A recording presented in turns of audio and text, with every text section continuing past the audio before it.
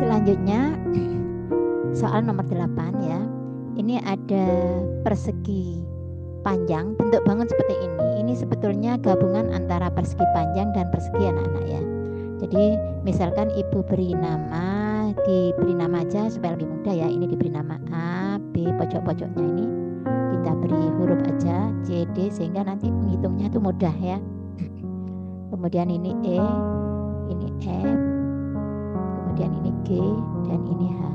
Nah, ini soal ini adalah mencari luas bangun A, B, C, D, E, F, G, H ya, dan kelilingnya. Nah, sekarang kita coba untuk mencari luasnya ya, luas.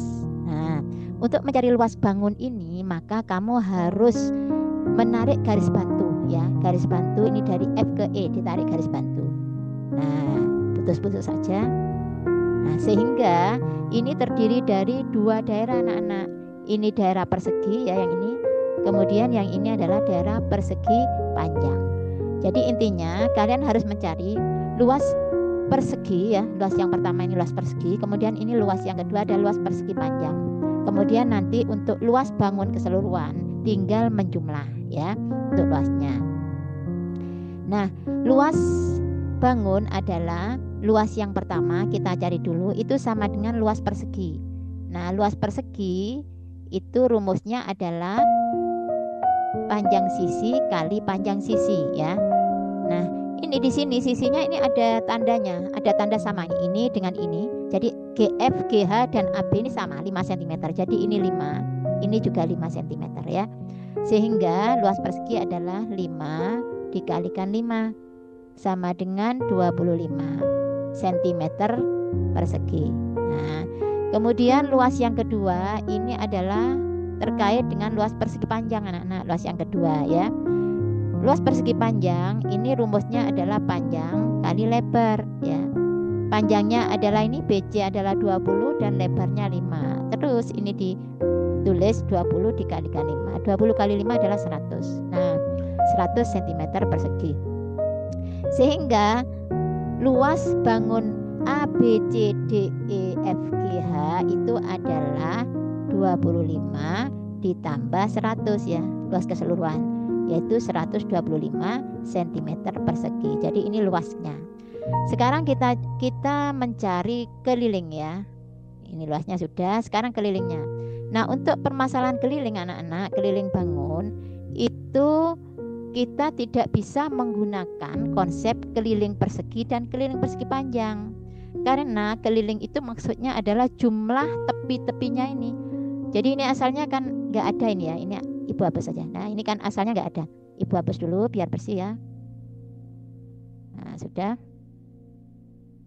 Dan untuk kelilingnya ini adalah jumlah sisi-sisi yang meliputi bangun ini ya. Jadi kalau misalkan kamu startnya mulai dari A, maka nanti keliling bangun adalah AB ditambah BC. Jadi nanti AB ya ditambah BC, terus itu keliling ditambah CD ya, gitu ya, tambah CD. Kemudian tambah ini E ya, tambah DE ya. Kemudian ditambah lagi apa ini EH ya, EH ditambah HG ya, semuanya ditambah GF ya, ditambah FA sampai kembali ke A lagi. Jadi ini keliling bangun ini dijumlah semuanya sisinya. Nah, untuk menjumlah semuanya sisi ini ya, ini perlu kalian beri angka ya. Kalau ini AB ini panjangnya 5, BC 20, CD ini berapa? Ya 5, CD itu 5. Kemudian EH ini juga 5 ya. Kemudian GH juga 5. Nah, sekarang permasalahannya AF dengan ED. AF ini ya, panjangnya AF ditambah panjangnya ED itu tidak lain adalah keseluruhan ini. AD kan keseluruhannya 20 ya, 20 cm AD itu. Sehingga AF ditambah ED itu dikurangi 5, dikurangi ini anak-anak. Nah, dikurangi ini. Jadi 20 ya dikurangi 5 karena yang diminta tepi-tepinya. Jadi AF dan ED ini nanti jumlahnya ya. Jadi ini jumlahnya adalah 15 nanti. Nah, sudah. Sekarang kita jumlah ya. Coba Pertama yang 5 cm dulu. Yang 5 cm itu ada berapa garis? Kita lihat. 1 ini ya, 1, kemudian 2, kemudian ini EH 3, kemudian 4, kemudian 5 ya, ada 5 kali 5 ya. Ditambah kemudian yang 20 ini ada 1. Ditambah yang ini 15 ya. Jadi itu. Nah, sama dengan 25 tambah 20 tambah 15 sama dengan 60 cm. Jadi keliling bangunnya adalah 60 cm. Sekali lagi untuk keliling bangun tidak sama caranya dengan menghitung luas. Kalau luas kan satu-satu, luas persegi panjang. Tapi kalau keliling jangan keliling persegi panjang ya. Tapi jumlah sisi-sisinya ini dijumlah semua. Sehingga nanti ini 60 cm. Demikian anak-anak.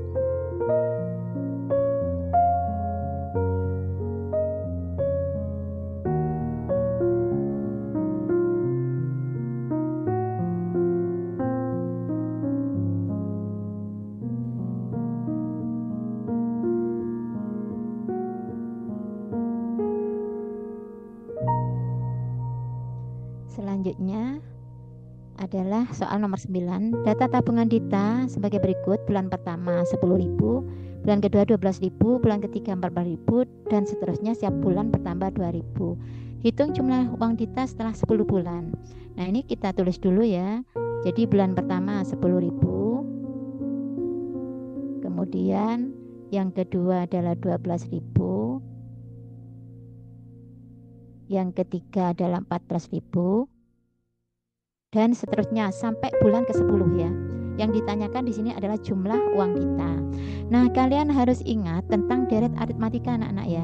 Nah, dalam deret aritmatika itu ciri khasnya nanti ada selisih ini ya.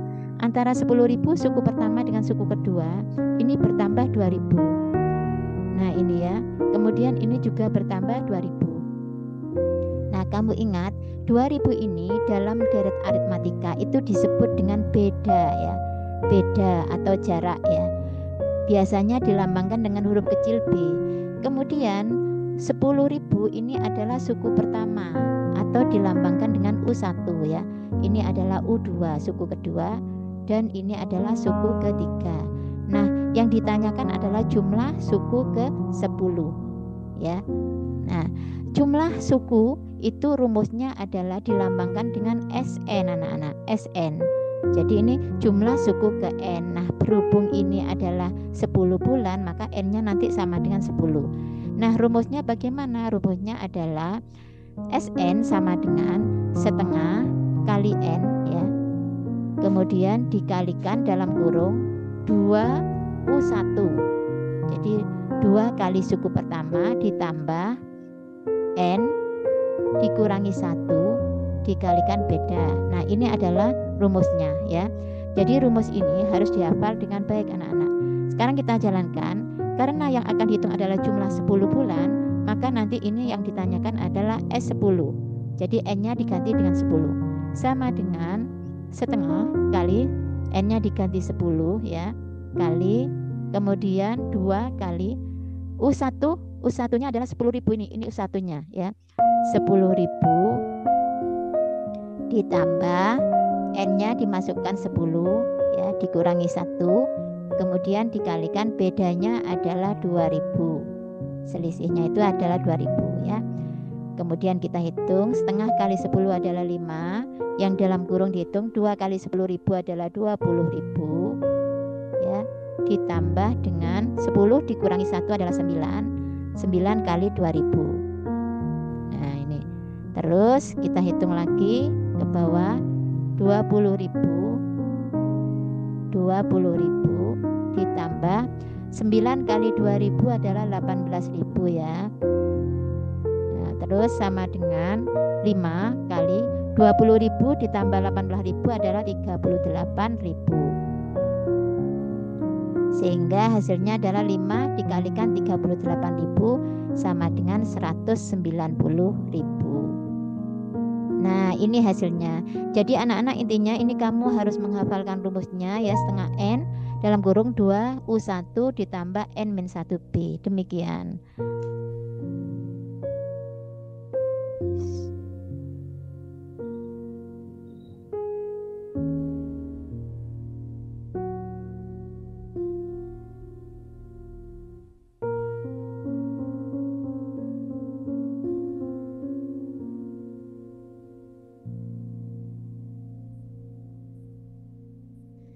Selanjutnya soal nomor 10. Diketahui titik A 5, min 8, maka jarak titik A terhadap sumbu X dan sumbu Y berturut-turut adalah. Nah, ini bisa kita sketsa anak-anak ya, di sketsa dalam bidang koordinat.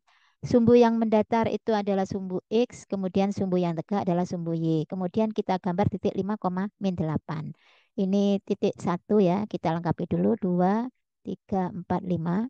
Di sumbu X-nya, kemudian min 8, min 1, min 2, min 3, min 4, 5, min 6, min 7, min 8. Nah, titiknya nanti adalah titik min 5, min 8 ada ini. 5, min 8 di sini nanti. Nah, ini. Ini adalah titik A ya. Nah, sekarang yang ditanyakan adalah jarak titik A terhadap sumbu X dan sumbu Y. Nah, jarak terhadap sumbu X adalah yang mendatar ini. Ini adalah sumbu X ya, yang mendatar. Maka jarak titik A ini terhadap sumbu X kita hitung. Dari titik A ke sumbu X ada berapa? Ada 8 ya, jadi ini 8. Jadi untuk jarak titik A terhadap sumbu X adalah 8. Kemudian jarak titik A terhadap sumbu Y adalah 5 ya. 1, 2, 3, 4, 5.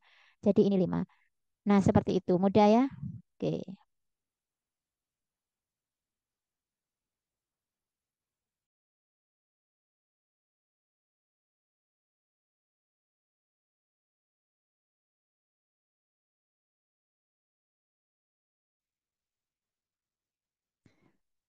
Soal berikutnya, perhatikan gambar diagram panah berikut ini. Tentukan rumus fungsi fx.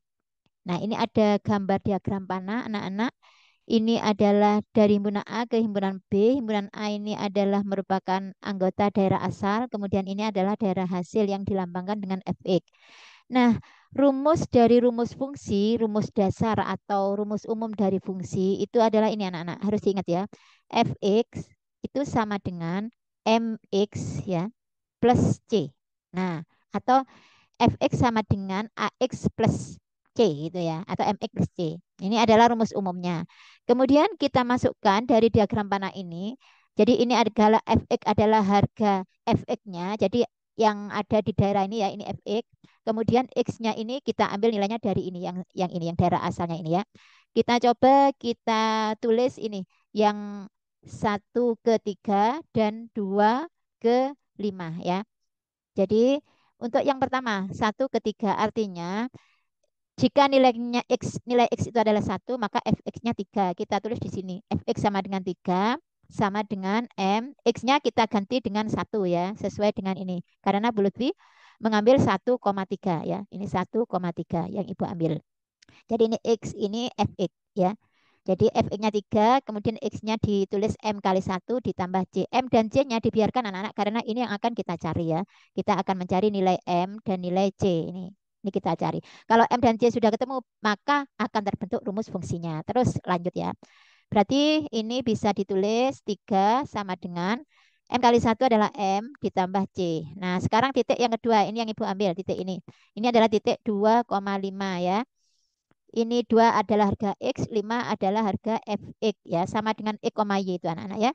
Kemudian kita masukkan ke rumus umum Fx kita ganti dengan 5. Kemudian ini M-nya tetap, X-nya diganti dengan 2 ya, ditambah C.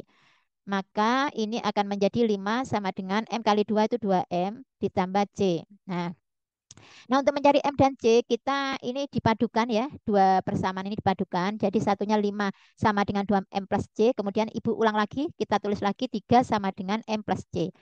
Kemudian kita eliminasi ya, pakai sistem eliminasi ya. Nah, eliminasi karena ini ada dua variabel ya.